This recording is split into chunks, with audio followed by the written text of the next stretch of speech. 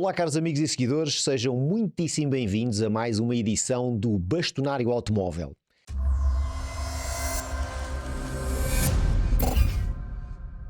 E hoje contamos com a presença de um ilustre convidado, Dr. Rui Ribas, alguém que tem vindo a revolucionar um bocadinho a forma como nós vemos a medicina. Começamos a introduzir termos como longevidade, performance, e eu confesso que agora aos 53, quase 54 anos, sinto-me quase como se tivesse 40 anos. E é muito de salutar perceber que o Sr. Doutor fala de testosterona e outros temas mais controversos para muitos homens acima dos 50 anos, mais ou menos com a vontade com que eu falo de motores e V8 e outras coisas do género. Eu gostava de lhe pedir inicialmente que dissesse à minha comunidade quem é o Dr. Rui Ribas. Em primeiro lugar, queria agradecer a presença aqui no Bastonário Automóvel. Eu de automóveis percebo muito pouco, espero não desiludir os vossos seguidores, de todo. Mas na verdade, eu sou médico já desde 1989, já vai uns anitos, e na verdade tenho-me dedicado muito a esta área da medicina funcional integrativa, em que tem muito a ver com longevidade, com a performance, faço acompanhamento de mulheres na menopausa, de homens também, e muito de atletas também. Eu cheguei até a ser recomendado por um amigo, se recorda, um amigo que me recomendou e que me disse: pá, Pedro, tens que ir conhecer o Dr. Rui Ribas porque ele realmente é sensacional e consegue mudar vidas. E eu confesso que a minha vida efetivamente mudou. Eu já estou consigo há cerca de 1 ano e meio e é perceptível que, pelo menos no meu dia-a-dia, eu noto diferenças substanciais e o seu acompanhamento tem sido fundamental. Mas eu acho que realmente também, hoje em dia, o homem de 50 anos já não é aquele perfil que era há uns anos atrás, que era considerado um homem velho, em decadência, já começava a usar expressões como isto é próprio da idade, é mesmo assim. Mas isso mudou completamente. Sim, mudou muito nos últimos, só para fazermos aqui uma comparação. Há 100 anos atrás a esperança de vida rondava os 50 e tal anos. E portanto era normal que as pessoas chegassem a esta idade e pensassem que estão no final da sua vida. Hoje em dia a esperança de vida ronda os 80, para a mulher 85, para o homem 81, e portanto nós temos aqui um horizonte completamente diferente. Mas mais importante até do que a esperança de vida, eu diria a qualidade dessa vida, porque por exemplo o que nos distingue os portugueses, por exemplo, dos suecos, não é propriamente a esperança de vida. Nós temos uma esperança de vida muito próxima dos suecos, não temos é a qualidade de vida nos últimos anos que eles têm. Eles são capazes de ter, a partir aí dos 75, 80 anos, começarem a ter problemas e nós começamos a ter problemas muito mais cedo. Ou seja, envelhecemos muito mais rápido do que eles. E isso tem a ver com a medicina, tem a ver com a informação das pessoas, tem a ver com a qualidade de vida que nós temos, tem a ver com os nossos hábitos de vida, e é isso que, de certa maneira, tenta influenciar os meus clientes. Não ia dizer paciente, porque a maior parte deles nem pacientes são meus clientes, e que, na verdade, é tentar-lhes criar uma ideia de saúde e uma ideia de longevidade, mas com performance. Portanto, uma longevidade que vale a pena a gente ter. É aí que entra o famoso termo, e tão moderno hoje em dia em voga, anti-aging. Eu não O que é que gosto isto quer muito, dizer para o homem comum hoje em dia? eu não gosto muito do termo, vou-lhe ser sincero, do anti-aging, porque dá a ideia que é uma coisa que vai evitar o envelhecimento. Isso não é verdade, e portanto todos nós vamos envelhecer.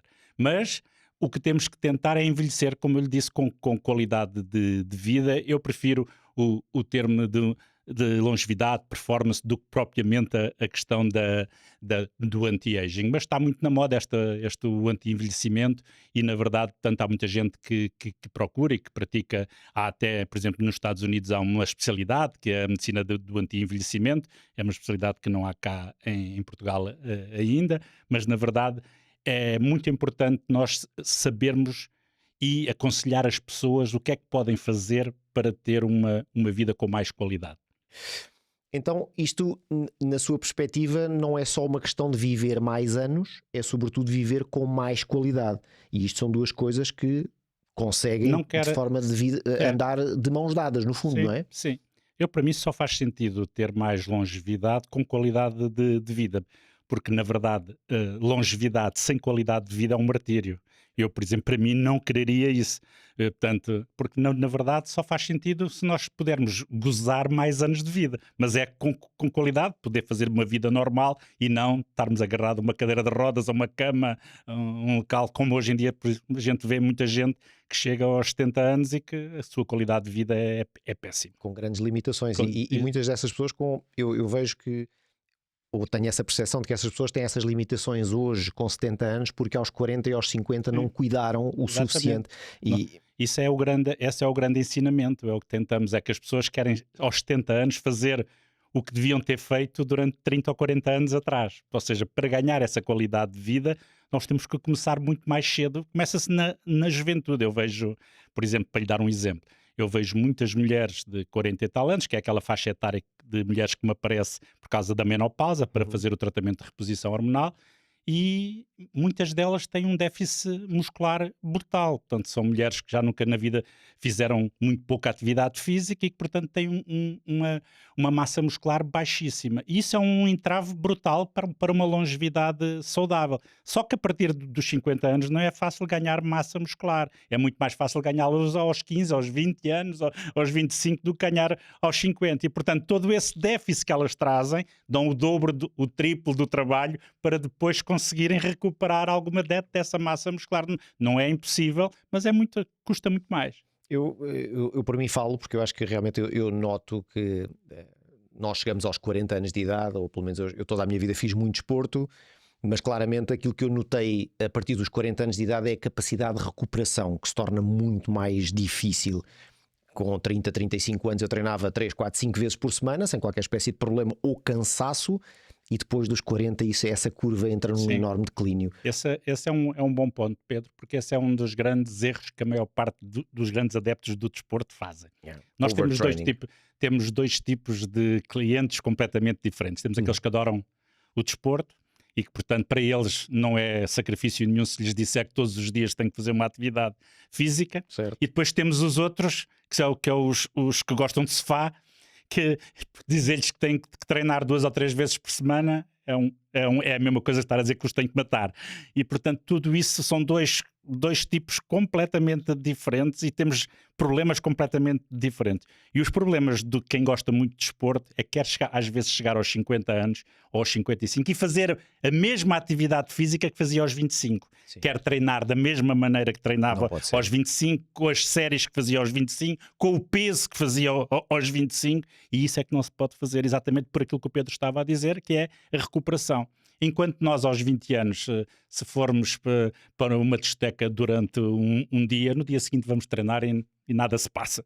Parece que tivemos a noite toda a dormir. Mas aos 50 eu perco uma noite e aos 60 perco uma noite ou 15 dias para recuperar.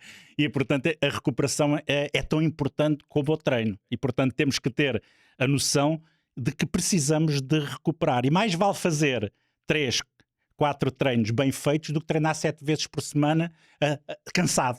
E, portanto, porque o rendimento depois é completamente diferente. É muito importante, inclusivamente às vezes ao fim de uma série de semanas de treino, fazer uma ou 2 semanas de pausa completa. Sem dúvida. Porque eu noto isso para mim mesmo, treino, sei lá, 5, 6 semanas e depois obrigo-me a parar durante uma semana e meia por completo. E aquilo que me acontece é que quando eu regresso ao ginásio, o treino rende muito mais. Eu sinto-me como se tivesse passado num rejuvenescimento daquela semana e meia que parei, em que todas as dores musculares... É a mesma coisa quando nós vamos de férias. Porquê? Porque as pessoas... Quando nós vamos de férias há um componente que nós decrescemos imenso. Toda a nossa vida nos dias de hoje tem muito stress. E o que acontece, o cortisol, que é a hormona do stress, é uma hormona altamente catabólica. Portanto, é uma hormona que nos faz decrescer a nossa produtividade. Quando nós vamos de férias, aquela cortisol vem por aí abaixo. Nós não estamos com horários, não estamos com obrigações, não estamos com nada e tudo aquilo. E então, quando chegamos, apesar de não termos feito nas férias nada daquilo que fazíamos no nosso dia-a-dia, mas sentimos com muito mais força, com muito mais disposição do que quando partimos para as férias. E isto tem a ver com isto, com este decréscimo do cortisol, que é hoje em dia também um dos grandes limitantes para que nós tenhamos uma boa performance. É, na verdade, o excesso de cortisol. Ou pelo menos que não se tenha aquela curva ideal. Quais é que são, na sua opinião, os sinais que homens e mulheres, eu diria acima dos 40 anos, devem ter em especial atenção antes de achar que, não, está tudo bem, isto é da idade, e na realidade não é? O que é que serão os triggers principais para alguém como eu ou como a Alexandra, que conhece bem também? Sim. A questão aqui é perceber o que é que temos que fazer. Eu costumo dizer, porque há muitas pessoas que perguntam qual é que é a melhor idade para eu começar a ser acompanhado. Isso. Quanto mais cedo for, melhor. Para quê? Para nós ficarmos com um retrato do que é que era normal.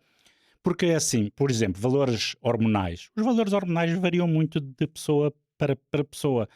Eu posso ter um rapaz com 25 anos que tem 500 de testosterona e posso ter um rapaz com 25 anos que tem 1000 de testosterona, portanto o dobro um do outro, e estão os dois bem. Certo. Não há problema nenhum e fazem os dois a sua vida, está tudo ótimo. Mas lá mais à frente, ou, por exemplo, aos 55 anos, se eu for fazer uma análise hormonal de testosterona, e aquele que tinha 500 tem 470 e o outro que tinha 1000 tem, por exemplo, 500, pode ser, eu posso ficar mais de olho no que tinha 1000 e agora tem 500 do que na outra que tem 470, que acaba por ter menos, certo. mas, ou seja, aquele é o perfil dele, foi aquilo que ele sempre teve. E portanto é isso que nós temos que, não é o valor, na verdade a sintomatologia que a pessoa apresenta, as queixas que a pessoa apresenta, porque quando começa a haver problemas, difere de homem e de mulher, não tem nada a ver com os problemas dos homens e das mulheres. Por exemplo, vamos falar um bocado dos homens, depois podemos ir às mulheres.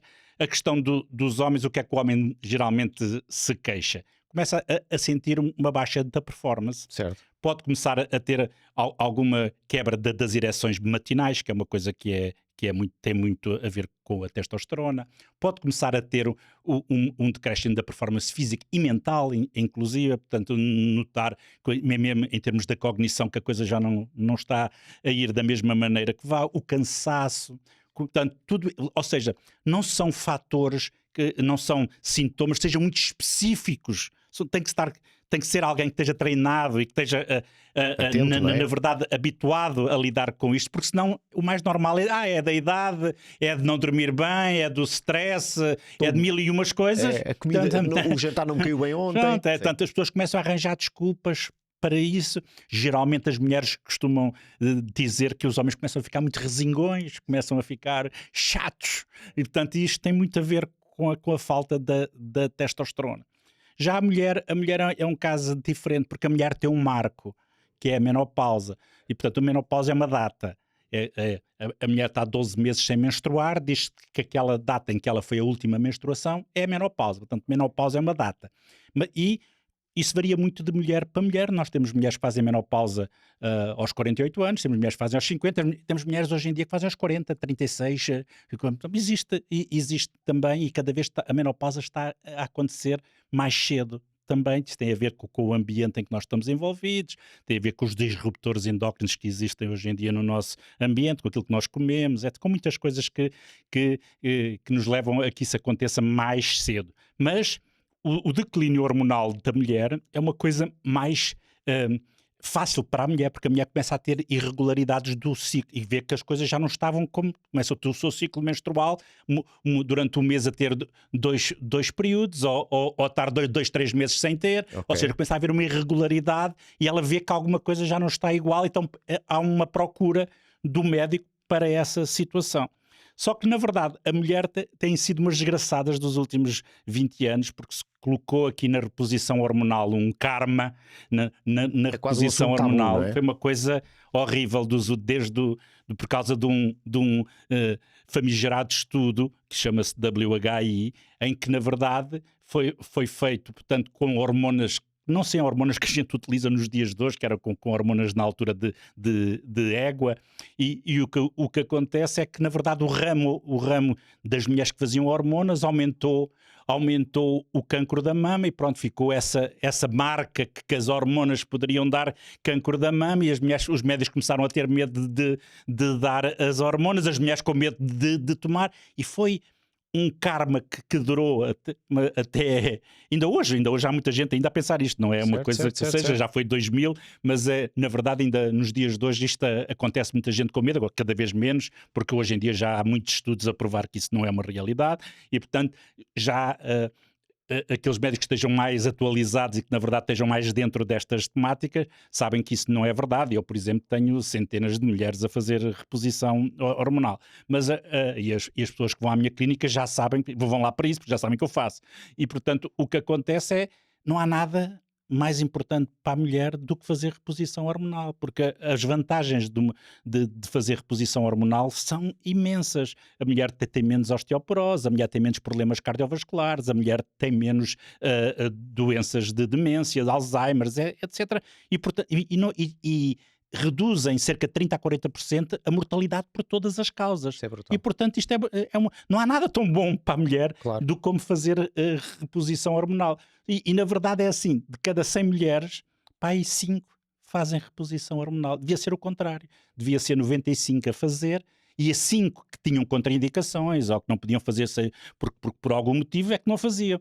E na verdade ainda hoje estamos nesse estadio, com, na verdade, dificuldades nas mulheres, por mil e uma dificuldades, pessoas com medo, pessoas com isto, com dificuldades inclusive as hormonas não são comparticipadas, portanto tudo isso, o custo, há um montão de entraves para isto, quando na verdade, por exemplo, o Estado poupava imenso se as mulheres, na verdade, fizessem reposição hormonal, porque elas iam adoecer muito menos à frente, iam ter muito menos problemas à frente, porque a nossa principal causa de morte, tanto nos homens como nas mulheres, são as doenças cardiovasculares. claro. E, portanto, o estradiol é um protetor, por isso é que as mulheres, até à idade da menopausa, provavelmente o Pedro não conhece nenhuma mulher que tenha tido um infarto, até com menos de 50 anos. Porquê? Porque o estradiol é um protetor. O estradiol nos vasos faz com que os vasos se dilatem. E, portanto, se houver uma obstrução, o estradiol vai lá e faz com que o vaso se dilate e o sangue continue a passar e não tem...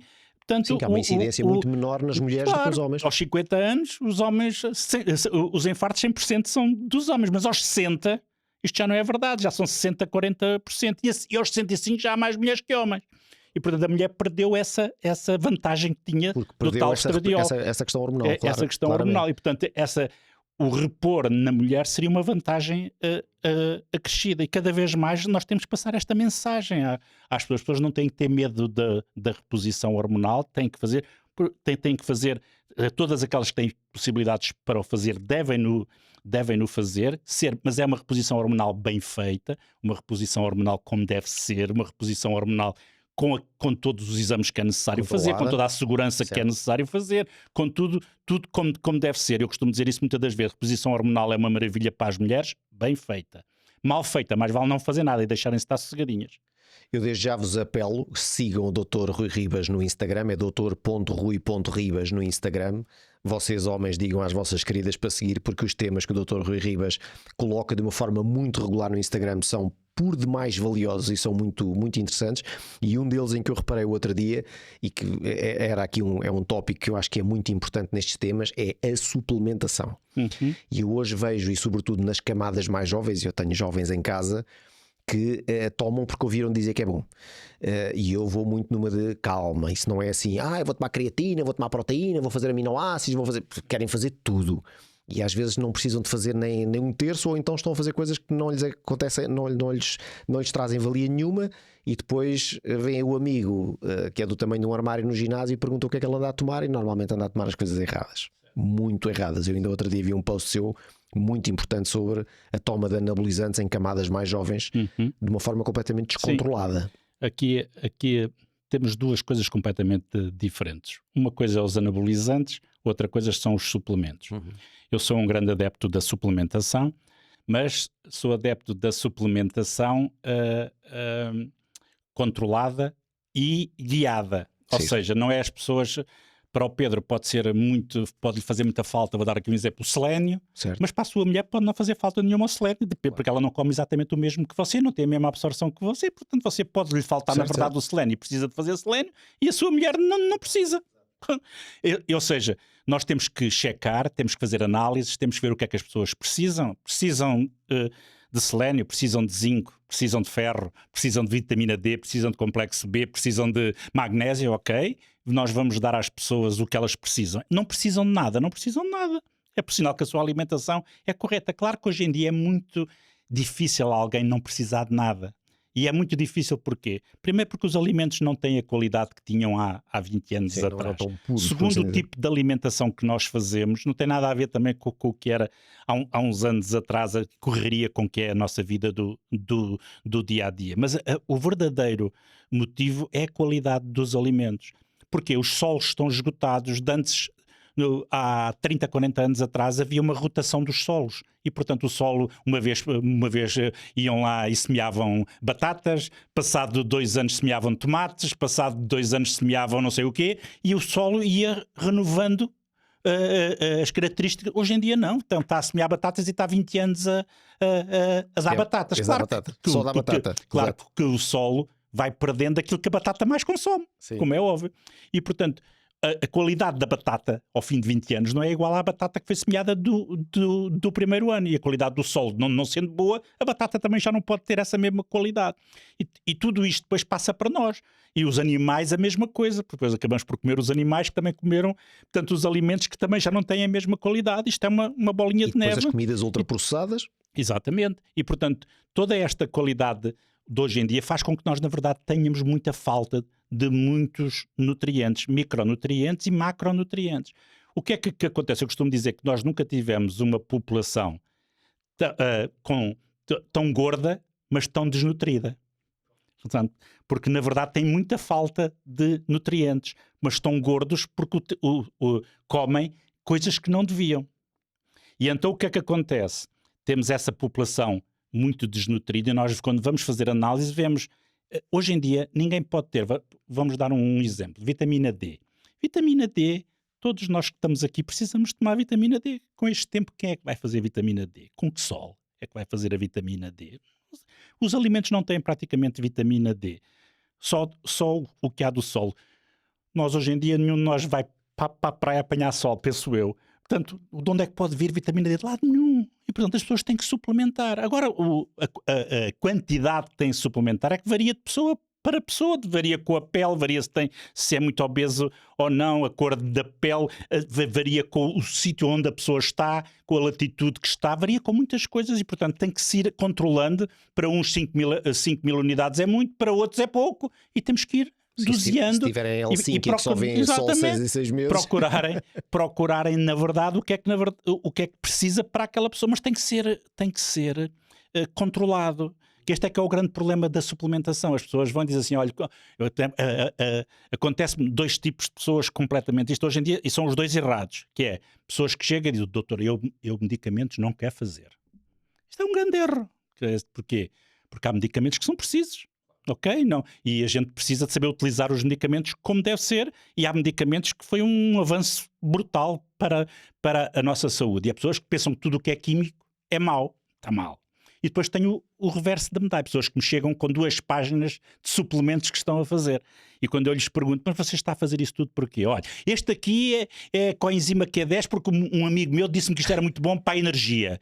Depois o magnésio disse-me uma prima que está a tomar, faz muito bem o intestino e que não sei o quê. E as pessoas fazem 2 páginas de suplementos, coisas que chocam até umas coisas com as outras. Isto não faz sentido nenhum. Eu tenho aqui um nome que está na moda agora, que é o ashwagandha. Ashwagandha. O ashwagandha, que as pessoas dizem que é para a líbido, para dormir melhor. O ashwagandha é uma coisa muito antiga, só para vocês saberem. O ashwagandha é uma planta da medicina ayurvédica. Okay? E portanto é muito utilizada e o que acontece é essencialmente é um adaptógeno, é um modulador do cortisol e há na verdade um bom produto, mas nas doses certas, nas quantidades certas, para algumas pessoas faz sentido, para outras não, e portanto tudo o que é suplementação tem que ser acompanhado. Não é fácil fazer suplementação, eu vou-lhe ser muito honesto, não é fácil fazer suplementação, porque é assim, eu vou dizer, 95% dos médicos não percebem nada de suplementação, ok? Portanto, não é uma coisa que esteja a faculdade não ensina ninguém a fazer suplementação, há poucos médicos que fazem suplementação, todos aqueles que percebem de suplementação tiveram que ir lá fora fazer cursos de suplementação e trabalhar com suplementação, geralmente são pessoas que estão ligadas ao desporto ou, portanto, tiveram maior necessidade dessa área e, na verdade, as pessoas têm pouco acesso a, na verdade, pessoas que os podem seguir e podem acompanhar essa suplementação. Mas é muito necessária uma boa suplementação, muda a vida das pessoas. Eu dou aqui à minha comunidade o meu exemplo e eles sabem que eu falo muitas vezes de mim e dou-me como o meu exemplo, não só para as coisas boas, mas também para as coisas mundanas da vida. Mas o que é facto é que é este exemplo que, com a suplementação, desde que eu vi pela primeira vez, eu devo neste momento tomar 1/3 das coisas que eu tomava. E de acordo com as análises que temos feito de 6 em 6 meses, o resultado tem sido um aumento de massa magra por corte de gordura. Tenho treinado não mais do que treinava antes, mas realmente a suplementação e o foco no treino tem sido outro e os resultados ficam à vista. E não é só uma questão de dizer, e tenho muita gente que me pergunta: tu fazes creatina? Eu sim, faço creatina. Há muita gente que diz que não se deve fazer. Sim. Já agora aproveito, quer dizer, a creatina é uma coisa... Assim, creatina é dos suplementos mais bem estudados que existe hoje em dia no mundo. Creatina, pode dizer, não faz mal a nada, ok? É dos suplementos mais bem estudados e não tem praticamente risco nenhum. É uma segurança muito boa. Não tem problema. Pode ser, até pelas crianças pode ser utilizada a creatina. Depois é só um ajuste de dose, mas pode ser, é dos suplementos que menos problemas dá. Mas lá está. Ora, temos que saber da creatina, quando fazer, porquê que vamos fazer, qual é que é a dose que vamos fazer, se vamos juntar proteína a isto ou não, porque creatina é uma coisa, proteína é outra, se é proteína, porque depois fazem tudo, como você há bocado estava a dizer, que era, fazem aminoácidos, não sei, aminoácidos e proteína é a mesma coisa.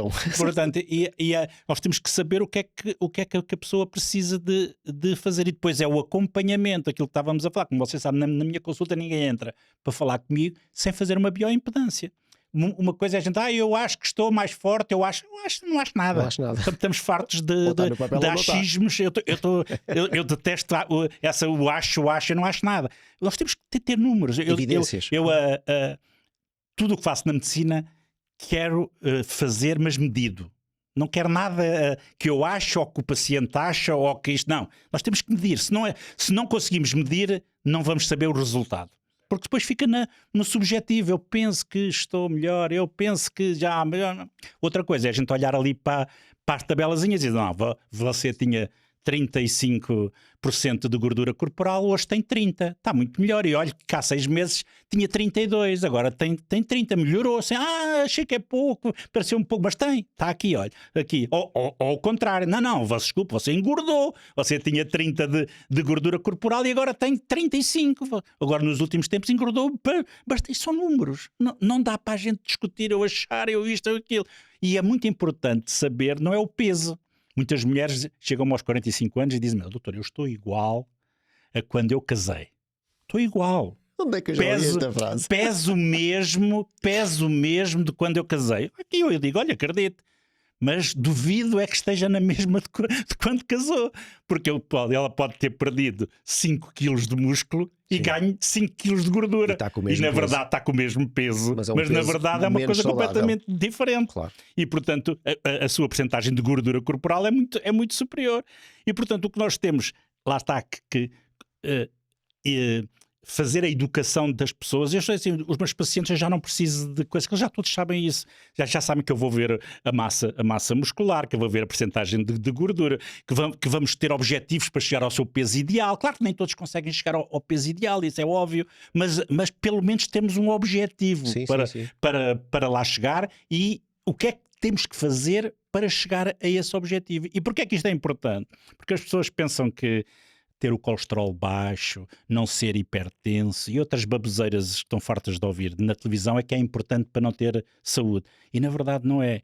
O principal predictor de longevidade saudável é a massa muscular. Quanto mais massa muscular a pessoa tiver, menos quedas vai ter lá à frente, menos problemas de saúde vai ter lá à frente. Só que a massa muscular nós temos que tratar dela antes. Não podemos deixar. Não é a partir dos 50. É importante a força muscular, porque é das primeiras coisas que nós vamos perder, é a força muscular. Portanto, é preciso ir acompanhando isto tudo para saber o que é que está a acontecer. E hoje em dia, nós já está provado que nós envelhecemos, continuamos a envelhecer, mas é possível retardar este envelhecimento. Hoje em dia, sei lá, isto é uma coisa espetacular. Há 15 dias foi feita uma maratona. O homem dos 80 anos fez menos de 3 horas na maratona. Menos de 3 horas na maratona, se formos aí, tirando os atletas, como é óbvio, mas se formos aos rapazes de 20 anos, 95% deles não fazem uma maratona em 3 horas, com 20 anos. E um com 80 anos conseguiu fazer. E isto prova que o nosso corpo é melhor do que aquilo que a gente pensa que é. E pegando no tema dos 20 anos, eu ia agora aqui um bocadinho para apelar aqui à parte mais jovem da minha comunidade, que é, nós vivemos um tempo muito diferente daquilo que era nos anos 70, nos anos 80, em que muitos dos meus viewers nos estão a ver nasceram, que é as camadas mais jovens têm uma coisa que, quanto a mim, está a trazer-lhes muitas desvantagens, que é a falta de qualidade do sono. Tão depressa se deitam à 1 e se levantam às 7, como se deitam às 3 e levantam só ao meio-dia, e depois não têm vontade de se mexer, não têm vontade de ir ao ginásio, ficam horas agarrados a ecrãs e a computadores e outras coisas do género. E eu hoje em dia vejo no ginásio miúdos que têm metade da minha idade e que eu olho para eles e penso assim: eu com a tua idade fazia o triplo do que tu estás a fazer. Não era o peso, mas como é que eu ia dizer, a garra com que fazem exercício físico. Posso-lhe dar um dado, Pedro, que isto é muito importante. Foi um estudo muito importante que foi feito o ano passado. E o que é que esse estudo provou? Foram ver o valor da testosterona dos rapazes de 25 anos e depois foram comparar com os pais deles quando tinham 25 anos. E o decréscimo é de quase 50%. E, portanto, isto até põe em risco, a continuar isto até põe em risco a espécie humana. Okay? Portanto, veja como isto é importante. Mas agora a questão é, mas porquê que eles não têm a testosterona? Não é porque o testículo não produz testosterona. É porque nós, para termos testosterona, a testosterona é uma hormona noturna e nós temos que ter sono profundo. E quando temos sono profundo, nós temos picos de testosterona, como temos picos da hormona de crescimento, que são hormonas anabólicas. Chamada GH, não é? Sim, GH. E, portanto, o que é importante isto? Porque se não tivermos sono profundo, nós não vamos ter um bom valor de testosterona. E eles não têm valores de testosterona porque não dormem. E isto estar agarrado aos ecrãs antes de dormir. E antes de dormir, o que é que acontece? Quando você olha para o ecrã, a luz azul do ecrã no seu olho dá a sensação que é dia. É dia, sobe o cortisol, que é a tal hormona do stress, que faz com que baixe a testosterona e a hormona do crescimento. E eles estão horas ao telemóvel, não sei o que. Dizem eles que estão a namorar, no meu tempo namorar era outra coisa, eles agora dizem que estão a namorar lá nos ecrãs. E estão ali a digitar e a falar e a não sei o que, com aquilo, horas e horas e horas. E o que é que acontece? Tal como estava a dizer, umas vezes vão-se deitar à 1 da manhã, outras às 3, outras às 11, outras às 5. Eles não têm ritmo circadiano. E ao não ter ritmo circadiano, eles descontrolam todo o seu mecanismo hormonal. E, portanto, são miúdos que depois têm déficits e pensam que precisam de testosterona. Que depois vamos passar para o segundo ponto. Os anabolizantes. Os anabolizantes. Porque chegam aos 19, 20 anos e alguém lhes diz que é preciso ter músculo para namorar e para ter umas miúdas e não sei o quê. Então vão para o ginásio e olham para o lado, veem um da mesma idade e pensam que têm o dobro dos músculos deles e pensam que aquilo é... Perguntam o que é que ele toma. Portanto, e muitas das vezes o que ele toma são anabolizantes. Só que os anabolizantes, é assim, vai dar mais massa muscular, mas as pessoas não têm a mínima noção do efeito que aquilo vai fazer. Porquê? Porque quando eu começo a dar, se eu der doses suprafisiológicas, não é preciso ser só esteroides, basta a testosterona em doses altas. O que é que vai acontecer? Eu vou inibir a própria função dele de produzir testosterona dele. A formação de testosterona endógena dele. E o que é que isso faz? Vamos dar uma hipótese, tenho um miúdo de 25 anos, eu começo-lhe a dar uma dose suprafisiológica, claro que ele com mais testosterona vai ter mais massa muscular, é mais fácil ganhar massa muscular se treinar, é óbvio, mas o que é que acontece? Ele deixou de produzir a testosterona dele. O que é que acontece? Amanhã ele quer engravidar a mulher, quer ter um filho, ele não consegue engravidar ninguém, porque ele não produz testosterona. E às vezes chamamos isto de recuperação do eixo, ou seja, eu tenho que lhe deixar de dar a testosterona e fazer-lhe uma recuperação do eixo, pode demorar anos a conseguir. Eu tenho alguns que demorei ano e meio um ano e depois não, é o crash que isso vai fazer. Não, um indivíduo que está nível... habituado a fazer 200, 300 miligramas de testosterona por semana e que de um momento para o outro vai passar a fazer 0. Porque isto tem um efeito muito na disposição e no Tudo, mood claro, da pessoa. sim, tudo. E isto, só que só lhes vendem os benefícios de fazer. Eu até lhe posso contar, eu tive um episódio, por acaso que até foi aí falado nos mídia. Eu tive um rapazito de 24 anos que me apareceu, culturista, e que me apareceu, brasileiro, que vinha do Brasil a fazer doses brutais de testosterona. E eu disse-lhe que não fazia. Eu tinha 24 anos, que não fazia. Aquelas doses que eu não fazia. Portanto, não havia necessidade de fazer, mas eu já faço isto há muito tempo. Olha, não faço. Não o vou acompanhar, não concordo que faça isso, e não fiz. E ele saiu. Pronto. Alguém deve ter feito. Portanto, e já morreu, com 24 anos. Meu Deus. Portanto, esse miúdo teve um AVC e foi desta para melhor com 24 anos. Está a ver? Portanto, e isto, talvez uma mensagem para o público é isto: não vale a pena ter mais 2 ou 3 quilos de músculo para a gente acabar dentro de um caixão. Que o rol das contraindicações, eu ainda li num post seu recentemente e até repartilhei, o rol de contraindicações que se opõe àquilo que é a imagem que as pessoas procuram obter num espelho, certo, para suprimir, sei lá, outras... Uma coisa é pessoas trabalhar, fazer suplementação, com magnésio, com creatina, treinar no ginásio, ter mais massa muscular natural. Certo. Isso sim, se puderem ter 30 quilos, tenham 30, não tenham 28. Claro. Se conseguir. Nem todos nós conseguimos, a genética tem um peso muito grande na capacidade de fazer massa muscular. Mas claro, quanto mais treinarmos e quanto mais com mais qualidade o fizermos, vamos ter mais massa. Isso vale toda a pena, porque estamos a ganhar anos de vida lá à frente. Agora, ganhar massa muscular fictícia, isso não vale a pena, isso é uma coisa que não faz sentido nenhum. E continua a ser verdade aquela premissa de que 100% do treino, 70% é alimentação? Sim, vamos lá. No que diz respeito à massa muscular, se você não comer a quantidade de proteína que você precisa, você pode treinar o tempo que quiser, que você não vai ganhar massa muscular, a não ser que seja com anabolizantes. Com okay? bomba, tirando os anabolizantes. Portanto, se não tiver uma quantidade de proteína boa, não vai conseguir ganhar, claro, porque a proteína é o tijolo do músculo. E, portanto, sem proteína torna-se muito difícil ganhar massa muscular. Portanto, temos que começar por aí, que é as pessoas terem hábitos de alimentação saudáveis para quem quer aumentar a massa muscular e tem que comer proteína. E aí vamos a um segundo ponto, que é hoje em dia, com muito da sociedade vegan, vegetariano, plant-based, por aí fora, a carne é quase vista como uma coisa péssima e que é inflamatória e que é não sei o quê. E é muito difícil fazer 2 gramas, por exemplo, de quilo por 1 quilo de peso, o que não é nada para quem quer aumentar massa muscular, ok? 2 gramas por quilo de peso, um indivíduo que pesa 70 quilos, 80 quilos, que é o normal num homem, estamos a falar de 160 gramas de proteína, 150 gramas de proteína. Para fazer 150 gramas de proteína não comendo carne, é possível? É. Mas é preciso andarmos muito em cima do que é que a pessoa... E precisa ser muito, muito criterioso na escolha dos alimentos e tudo para conseguir fazer. Porque enquanto, por exemplo, nós com 100 gramas de carne temos 30 gramas de proteína, para fazer o mesmo numa lentilhas ou num feijão, eu vou precisar de 300 gramas ou 400 gramas. E claro, como é que eu vou comer 400 gramas de feijão? Pois fica com poucos amigos. Portanto, tudo isso, lá está, esse acompanhamento que é necessário fazer. E as pessoas... Isto é um conjunto Por isso é que ganhar massa muscular não é fácil. Porque é o conjunto da proteína, é o conjunto do treino. Porque não basta só treinar, é preciso treinar bem. É preciso saber o que se está a fazer. Terceira coisa, é preciso dormir bem. Já há bocado falámos por causa da testosterona e da hormona de crescimento à noite. E quarto, é preciso controlar o stress.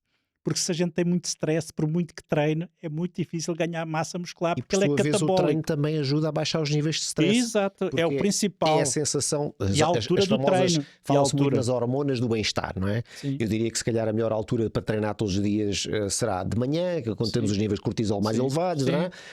Eu confesso que às vezes dou por mim a ter que ir treinar às 6:30 da tarde.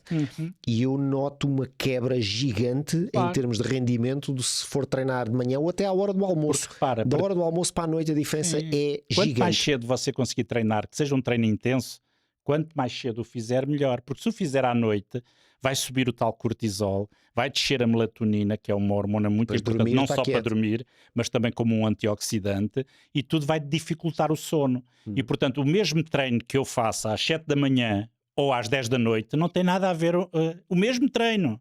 É a mesma coisa que a alimentação. Se você comer o mesmo jantar às 10 da noite ou às 7 da noite, o que vai absorver não é a mesma coisa. Porque as hormonas que nós temos a atuar em nós às 10 da noite não são as mesmas que nós temos a atuar às 7 da noite. Por isso é que temos de jantar o mais cedo possível. Se nós pensarmos, a nossa genética, os nossos antepassados não tinham luz, não tinham frigorífico, quem é que comia à noite?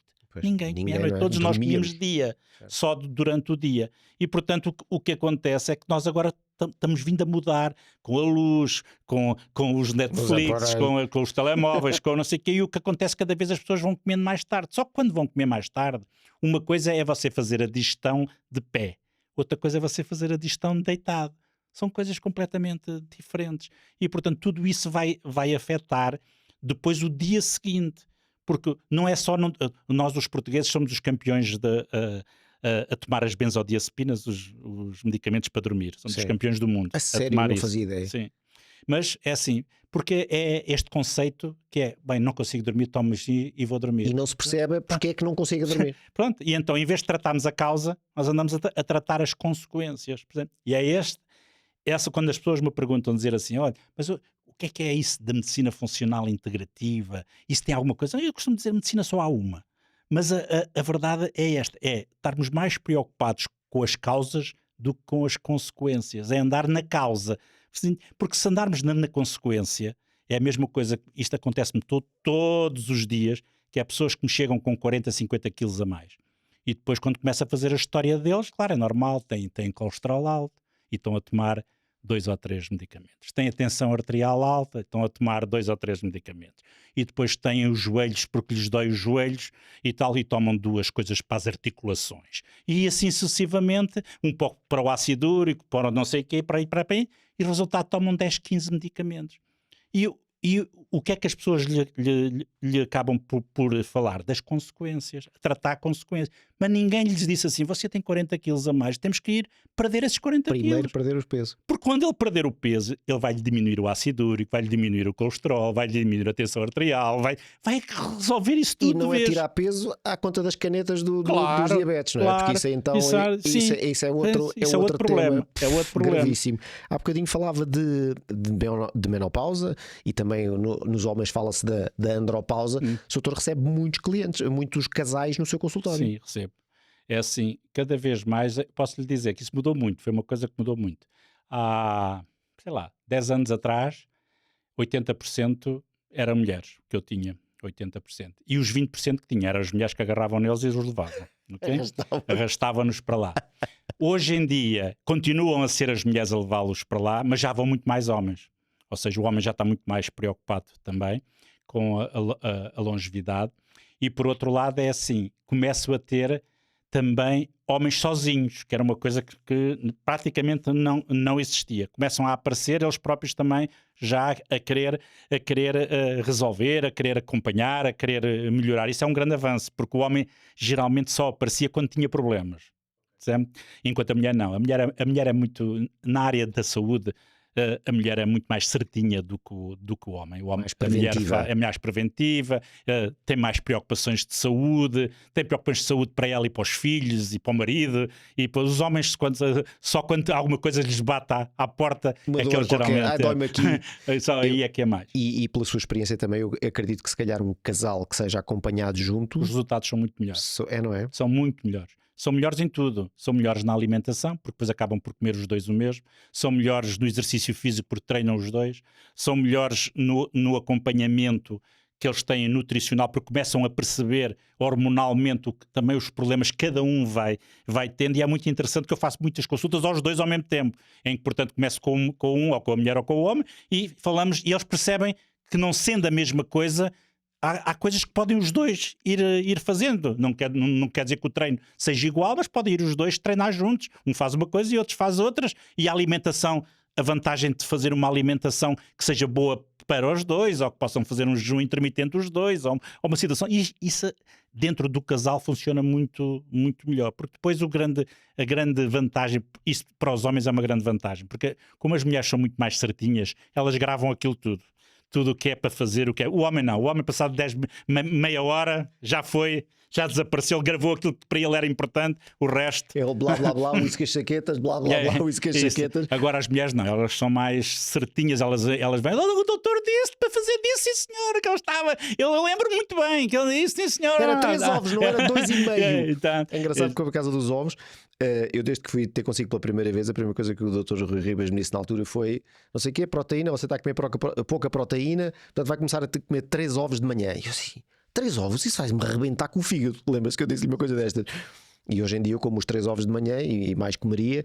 E a Alexandra também começou a comer ovos comigo todos os dias de manhã. Mudámos radicalmente os nossos pequenos almoços, por várias razões, mas o que é facto é que isso tem um impacto tremendo, porque depois vamos fazer as análises semestrais e está tudo limpinho, vamos fazer as medições e as bioimpedâncias e está tudo bonitinho, mas é sobretudo mitos. consistência. Na alimentação há muitos mitos. A questão dos ovos é um dos mitos. Eu tenho atletas que comem 12 ovos ao pequeno almoço. Certo. 12. Se você for ler a biografia do maior atleta, talvez de todos os tempos, o Michael Phelps, ele comia 18 ovos ao pequeno almoço. E portanto é assim, eu costumo dizer, se um homem come 18, ganhou 32 medalhas olímpicas, acha que pode fazer mal, acha que pode fazer mal os ovos. Os ovos não lhe faziam mal. Por amor de Deus. Os ovos eram tipo a reprogramação eletrónica. Agora é assim, a dieta, a nutrição é uma coisa terrível, porque é assim, o que é bom para si pode não ser bom para mim. É esta individualidade. As pessoas generalizam muito, não é? As pessoas generalizam muito e são fanáticos. As pessoas isto faz aquilo numas pessoas, noutras não faz. E portanto nós temos que olhar à individualidade da pessoa, e este é que é o grande segredo. É por isso que eu sou não gosto nada de guidelines, como se a gente fosse todos iguais. Eu faço muito testes genéticos e portanto o que acontece, eu vejo claramente como nós somos diferentes uns dos outros. Não sei se você sabe isto, mas é assim, nós somos 99% iguais, só 1% é que somos diferentes. Mas aquele 1% faz uma diferença brutal. E temos polimorfismos genéticos que fazem toda a diferença. Vou dar um exemplo. Para a maior parte das pessoas, comer gordura saturada não faz mal nenhum. Mas há indivíduos que processam mal a gordura e que, na verdade, comendo gordura saturada, vão ter maior problemas de aterosclerose, vão ter problemas. E, portanto, neste indivíduo eu não posso dar gordura saturada, tenho que lhe atirar. No outro posso deixar. Ou seja, o que é bom para um, não necessariamente é bom para todos. E as pessoas têm que perceber isto. Esta individualidade é que é o grande segredo. É a gente ir fazendo o que é melhor para a pessoa que temos ali à nossa frente. Não para todos. Não como se fôssemos todos iguais.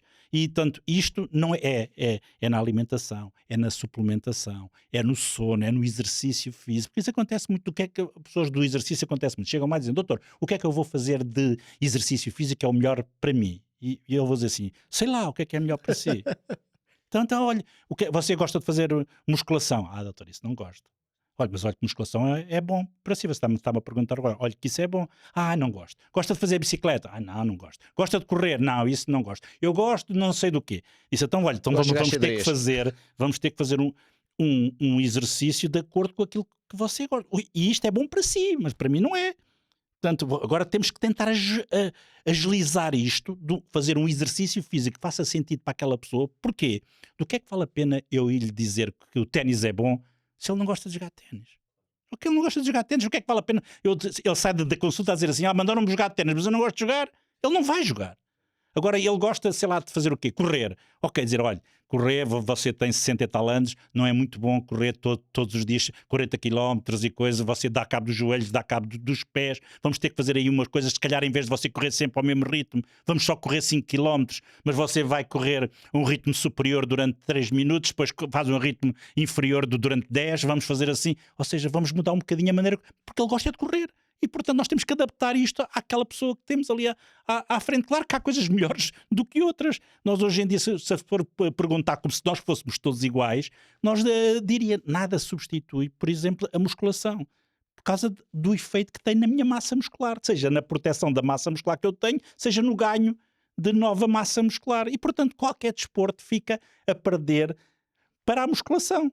Agora há pessoas que não gostam de musculação. Claro. Ok, mas vamos tentar que em vez de fazer 4 vezes musculação, faça 2, mas faça outra coisa qualquer que goste. Esse para tentar esse fazer. paralelo acontece muitas vezes quando eu tenho clientes que vêm ter comigo e dizem assim: eu quero comprar um SUV.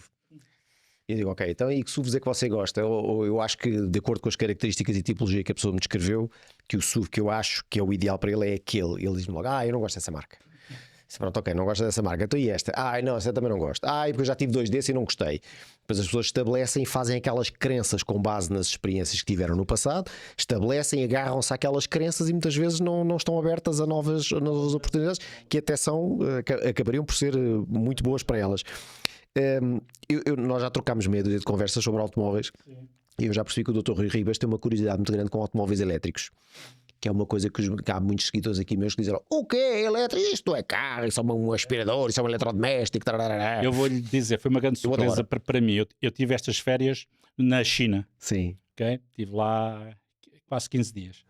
E então eles têm, você sabe isso melhor que eu, os elétricos, não deve haver país no mundo que tenha a quantidade de elétricos que tem a China e a qualidade dos elétricos chineses. Eu até já tinha alguma curiosidade porque eu tenho um elétrico chinês, um carro, um Xpeng. Ok. E então eu disse-lhe assim, não, na verdade o carro tem sido espetacular, o carro chinês. E eu quando lá fui ver aquelas marcas que a gente cá não vê, conhece, sim. mas carros espetaculares de elétricos, e digo assim, não, isto na verdade vai ser difícil combater este mercado com a qualidade que os chineses já têm. Se na verdade não limitarem, porque eu vi lá carros, sei lá, carros fantásticos a 20 mil euros. Ok? E portanto, se alguém se conseguisse importar os carros da China para aqui e que custassem 40, há muitos a comprar, na verdade, esses Eles estão a entrar carros. Devagarinho, eles estão a entrar muito devagarinho aqui na Europa. Aliás, o grupo Salvador Caetano, que também representa a marca Xpeng, está a trazer muitas marcas chinesas, porque o problema aqui chama-se homologação. Sim. As homologações europeias para os veículos que vêm de outros países que não a Europa são sempre a conta-gotas, também porque senão nós éramos completamente comidos vivos. Sim.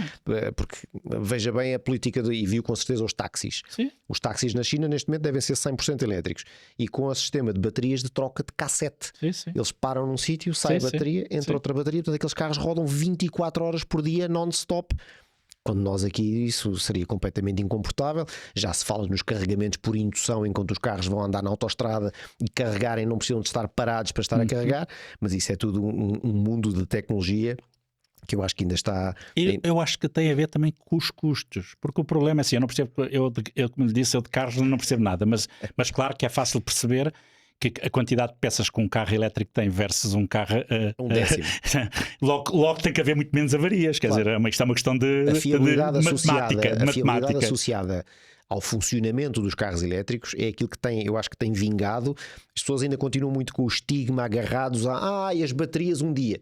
Isso eram os primeiros carros elétricos, os Nissan Leafs, como eu tenho lá em casa com 12 anos e outras coisas do género, que a bateria degradava sozinha só de olhar para ela. Hoje em dia, eu tenho vendido carros com 70, 80 mil km elétricos que têm bateria a 98, 99%. Portanto, isso nunca vai ser sequer um tema. Pessoas que não registram uma avaria ao longo de um renting de 4 anos. Portanto, isto num carro a combustão é raríssimo. Ou se tem um Honda, não é? Ou se tem um Toyota, que são os carros que teoricamente não avariam, mas acabam todos por avariar mais cedo ou mais tarde. Mas o futuro elétrico é uma coisa absolutamente inexorável e as pessoas não se podem convencer do contrário e ser o anti-elétrico. Eu costumo dizer às pessoas: meus amigos, vocês estão há 15 anos a ser anti-elétricos, porque os primeiros elétricos na Europa apareceram em 2010, 2011. Estamos em 2026 e o mercado em 15 anos dos elétricos deu um salto de gigante, como a combustão deu se calhar em 40 anos. Os elétricos andaram em 15, porque obviamente a tecnologia também evoluiu imenso. Porque o custo não tem nada a ver. O que uma pessoa poupa por ano. Eu fui agora fazer a revisão de um ano e meio, paguei 125 euros. Exatamente. Fui com o meu Mercedes, paguei 1.600.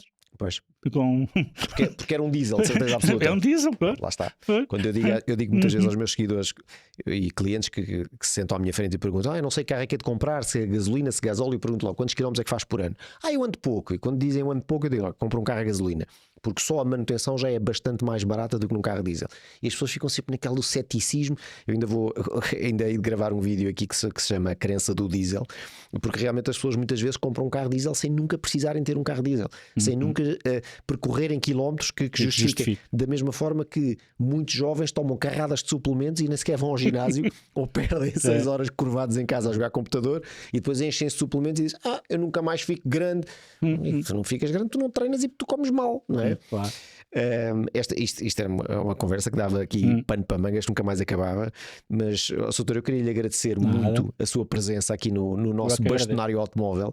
Acho que é um tema por demais importante e eu gostava só de lhe pedir, por último, um conselho que daria a homens e mulheres com 40, 45, 50 anos de idade. Um conselho que achasse que é útil para promover a saúde e para promover a vitalidade das pessoas e o incremento da sua longevidade e até da sua performance, seja ela sexual ou não, mas da sua performance a nível geral. Eu diria que o mais importante de tudo, e isto é quase praticamente borla, que é melhorarem o seu estilo de vida. Portanto, se as pessoas fizerem aquilo que eu costumo dizer que é o básico, que é ter cuidado com a sua alimentação, fazerem treino, treinarem 3, 4 vezes por semana, controlar bem o seu sono e o stress, já 90% dos seus problemas estão resolvidos. Depois há o fine-tuning da suplementação, da hormonal, sim, é outro pilar, mas estes 4 pilares são os pilares fundamentais. Sem fazer isto não vale a pena fazer nada. Portanto, não vale a pena andar a pensar, isto é a mesma coisa que eu andar a pensar em comprar um Ferrari, mas só tenho 5.000 euros na conta. Ok, não vale a pena, posso pensar em comprar o Ferrari, mas até lá chegar a coisa vai se complicar. Portanto, mais vale começar a pensar com os 5.000 euros em comprar um Fiat Punto do que comprar o Ferrari e depois lá um dia pode ser que chegue ao Ferrari. Aqui é a mesma coisa. Temos que fazer o básico, pensar no básico, fazer aquilo que se tem a fazer primeiro, básico. E depois ir pensar num acompanhamento, apostar num bom acompanhamento. Isto também é uma coisa que eu costumo dizer, que para as pessoas terem uma saúde excelente, eram 3 profissionais que geralmente precisavam de acompanhar. Era ter um bom médico, um bom nutricionista e um bom PT. Portanto, se as pessoas tiverem um bom acompanhamento destas 3 áreas, já é muito importante, já resolvem 90% dos problemas. E não querer as coisas em 2 meses ou 3. Isto é um trabalho a longo prazo. Isto é um trabalho de continuidade. Não dá, agora vou fazer durante 3 meses a suplementação e depois estou 1 ano sem fazer nada. Só andaram a gastar dinheiro. Não vale a pena para fazer 3 meses. Não faça nada. Consistência é fundamental. As pessoas têm que continuar a fazer as coisas. Mais vale fazer pouco e bem do que muito e mal.